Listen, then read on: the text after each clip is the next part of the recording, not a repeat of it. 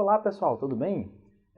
Vamos iniciar agora as nossas unidades 1 e 8 da nossa disciplina de Economia Política 1, que vai tratar da evolução do pensamento econômico e as tendências contemporâneas da economia política. Vamos lá? O que a gente vai ver nessas próximas 5 aulas, essa e as outras 4? A gente vai acompanhar a evolução histórica da economia. Nós vamos estudar também as principais correntes do pensamento econômico, né, tendo como ponto de partida os mercantilistas e depois as escolas clássicas, marxista, neoclássica e keynesiana. E nós estudaremos também as principais tendências contemporâneas da economia política e queria chamar vocês aqui para aproveitar e qualquer dúvida entrar em contato. E esse conteúdo nosso será utilizado para responder os questionários da disciplina. Então, a economia medieval ou economia na Idade Média, ela surgiu por volta de 500 a 1000 anos depois de Cristo e abriu uma nova era para a humanidade, né? Houve uma outra concepção de vida que deu a largada com o cristianismo e floresceu com a queda do Império Romano. Seus ensinamentos, a partir da legalização por um decreto no ano 311, assinado então pelo imperador Constantino, passaram a ser disseminados por toda a Europa. Foi nessa época que as igrejas e os mosteiros tornaram-se poderosos. A igreja tornou-se o maior agente de perpetuação da cultura, de disseminação do saber e também do desenvolvimento administrativo. Como o pensamento cristão condenava a acumulação de capital, né, ou seja, a riqueza e a exploração do trabalho, a opção da igreja então foi pelo retorno à atividade rural. Diante dessa situação, o que de fato aconteceu foi que a igreja, através dos seus conventos e mosteiros, acabou tornando-se proprietária de grandes áreas de terra. Porque ela falava assim, você pode explorar, mas isso aqui me pertence, né? É como se fosse uma permissão para que os colonos, o pessoal da comunidade pudesse explorar aquela terra com a permissão da igreja. Lembrando que nessa época, né, idade medieval, as pessoas não tinham acesso ao conhecimento, a cultura ainda era bem restrita, a questão religiosa, e tem até um filme que retrata muito bem disso, que chama Em Nome da Rosa, que conta muito bem essa história, esse período da igreja, a dominação tradicional e carismática como havia na época. Tá? E por conta disso, a terra tornou-se, na riqueza, uma excelência. Então, nasceu assim o regime feudal, caracterizado por propriedades nas quais os senhores e os trabalhadores viveram do produto da terra ou do solo. Nesse período, embora fosse o rei quem dirigia o Estado, ele não possuía influência ou poder de decisão nos feudos, onde a autoridade máxima era o senhor da gleba, né, ou os proprietários ou arrendatários, e onde labutavam, né, trabalhavam os servos, que até então eram os trabalhadores. Então você tinha algumas pessoas donas de grandes pedaços de terra, e essas pessoas não tinham capacidade de explorar essa terra. E aí passava-se essas terras aos servos, né, ou aos colonos, que eram os trabalhadores, para que eles pudessem explorar essa terra e, em contrapartida, devolver uma parte da produção, e diga-se de passagem, uma grande parte, né, para o dono dessas terras. Ok? O mercantilismo ele veio um pouquinho depois com a propagação do Novo Mundo, inclusive, né, o Brasil nas Américas. Com o crescimento e desenvolvimento das cidades, as fisionomias social, política e econômica, tão profundamente moldadas na Idade Medieval, elas sofreram profundas transformações. Então, novos conceitos surgiram no campo do comércio e também da produção. Na mesma proporção em que se enfraquecia o pensamento religioso, operava-se uma forte centralização política, ocorrendo a criação das nações modernas e das monarquias absolutas, germes do capitalismo. Né? Quando a gente coloca como germes, né, do capitalismo, não é germe, aquela coisa, né, bactéria, aquela coisa toda, mas no sentido de germinação, de fruto. Né? E as monarquias absolutistas, elas derivaram justamente do início do capitalismo, que era a geração de riqueza, só que até então a geração de riqueza para o monarca e não para o povo, como se pretendia até então. Tá? A prática mercantilista, ela predominou até o início do século XVII, dando como base fundamental o comércio e o aumento das riquezas. Nesse cenário, ocorreu uma reação contra os excessos do absolutismo e das regulamentações. Perdão. Ou seja, nessa época, o rei, o monarca, né, ele tinha muito poder, né, ele tinha muito poder de decisão, né, tanto que o Luís XVI ele colocou aquela célebre frase, né, Lex Status est moi, o Estado sou eu. Então havia muito patrimonialismo nessa época e acabava tendo muita confusão entre aquilo que era coisa pública e aquilo que era coisa do povo. Tá? E aí, logo em seguida, veio a fase do mercantilismo, que ocorreu, na verdade, em decorrência do crescimento do capitalismo comercial, representando como capitalismo industrializado no início do século XVIII, aí sim representando o início da economia. O mercantilismo ele foi um regime de nacionalismo econômico que fazia da riqueza o principal fim do Estado. Assinalou na história econômica da humanidade o início da evolução dos Estados modernos e das novas concepções sobre os fatos econômicos, notadamente sobre a riqueza. A finalidade principal do Estado, né, para a era mercantilista, era de se encontrar os meios necessários para que o respectivo país adquirisse a maior quantidade possível de ouro e prata. Os mercantilistas pretendiam disciplinar a indústria e o comércio de forma a favorecer as exportações em detrimento das importações, ou seja, procuravam manter a balança comercial favorável.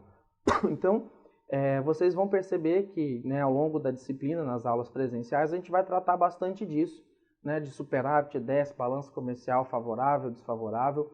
Então, a ideia no mercantilismo era que eu pudesse ter mais ouro possível, né, ouro e prata, porque isso até então era considerado riqueza, porque isso era muito procurado, muito buscado.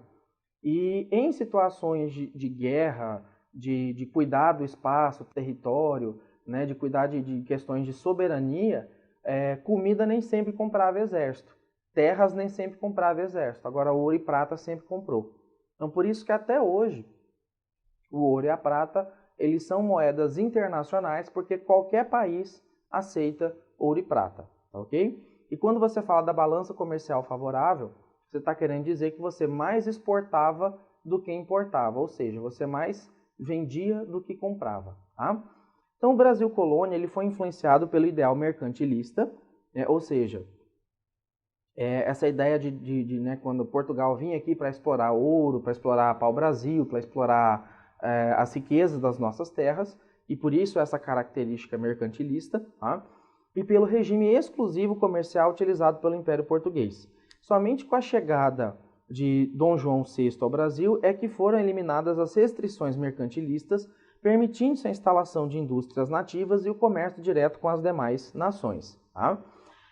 Então, vamos falar um pouquinho da escola fisiocrata. Perdão, pessoal. A fisiocrata vem de fisiocracia, que significa poder da natureza. Os fisiocratas não acreditam que uma nação pudesse se desenvolver mediante apenas o acúmulo de metais preciosos e estímulos diretos ao comércio. Eles acreditavam ser necessário também o investimento em produção. Então, na produção industrial ou comercial, não só na produção industrial, perdão, mas também na comercial e também na agrícola, pois somente nessas áreas eram possíveis a geração e ampliação de excedentes. Então, não era só na indústria, né, e também no comércio de ouro e prata que você poderia gerar riqueza. Tá? No comércio, na produção agrícola e nos seus excedentes de produção era possível gerar essa riqueza. Então você alimentava aquele consumo, né, local, regional, e aquele excedente poderia ser tratado como uma riqueza. Tá? Então agora que você já sabe o significado do termo fisiocrata, saberia dizer qual é o objetivo da investigação dos fisiocratas? É uma pergunta que fica para vocês aí. Então, o objetivo da investigação é justamente o sistema econômico e o seu conjunto, sendo esse conjunto regido por uma ordem natural, à semelhança da ordem que rege a natureza física. Como assim, professor?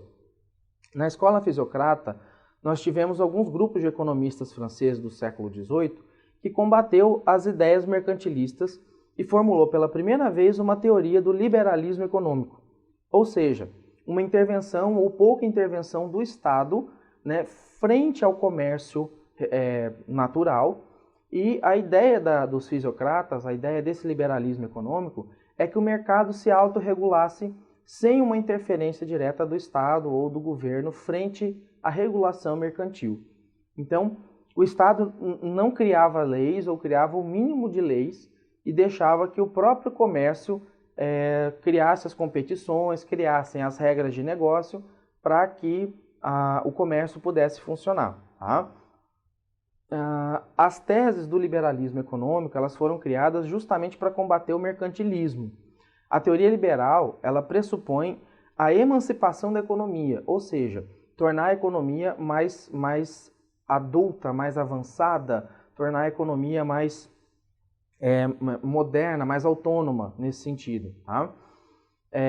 E no qual os agentes econômicos são movidos por um impulso de crescimento e desenvolvimento econômico que poderia ser entendido como uma ambição ou ganância individual que no contexto macro traria benefício para toda a sociedade. Ou seja, podemos entender que desde já o pensamento fisiocrático é uma resposta direta ou uma reação ao mercantilismo. Em que sentido? Essa reação, esse movimento natural, justamente porque como o mercantilismo ele tinha algumas regras, você só pode vender esse material para esse país ou para essa região, esse tipo de produto para esse país ou essa região. Então, a fisiocracia ela ia contra essas ideias. Ela queria que você fosse livre para vender para quem quiser, para quem quisesse comprar, e compraria de quem quisesse te vender. Tá? François Quesnay, tá? Ele foi um médico da corte do Luís XV e de Madame de Pompadour, e foi o fundador da escola fisiocrata com a publicação na França em 1758 do livro Tableau économique, tá? Em que apresenta a primeira análise sistêmica da formação de uma economia no formato macro, ou seja, de você pensar a economia não só localmente, mas de maneira macro, de maneira global, tá? Que é um dos primeiros conceitos quando você pensa globalização, você associa ele ao François Quesnay, justamente por essa ideia de pensar não só localmente, mas sim globalmente. Tá? E ele tem uma grande importância na economia e foi o mais influente representante da escola fisiocrata. Dentre as características da escola fisiocrata, nós podemos destacar a primeira, o comércio baseado no regime exclusivo comercial, ou seja, entre metrópole e colônia, e o monopólio do Estado na regulamentação das atividades comerciais.